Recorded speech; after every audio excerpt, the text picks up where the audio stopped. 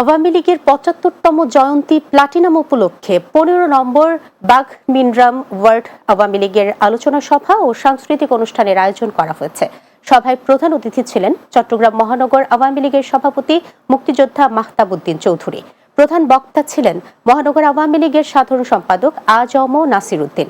এ সময় নগর আওয়ামী লীগের সিনিয়র সহ সভাপতি নঈম উদ্দিন চৌধুরী, মহানগর আওয়ামী লীগের সাংগঠনিক সম্পাদক নোমান আল মাহমুদ চৌধুরী, কেন্দ্রীয় শ্রমিক লীগের সহ সভাপতি সফর আলী সহ অনেকে উপস্থিত ছিলেন।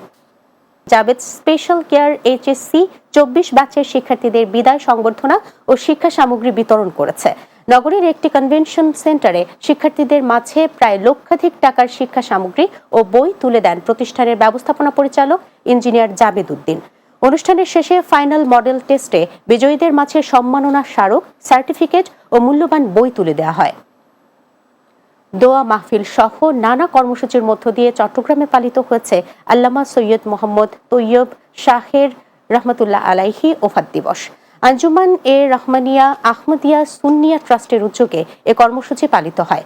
নগরীর ১৬ শহরে জামিয়া আহদিয়া সুন্নিয়া কামিল মাদ্রাসা ময়দানে অনুষ্ঠানের আয়োজন করা হয়। ট্রাস্টের ভাইস প্রেসিডেন্ট মোহাম্মদ মঞ্জুর আলম মঞ্জুর সভাপতিত্বে এতে প্রধান অতিথি ছিলেন সিটি মেয়র রেজাউল করিম চৌধুরী।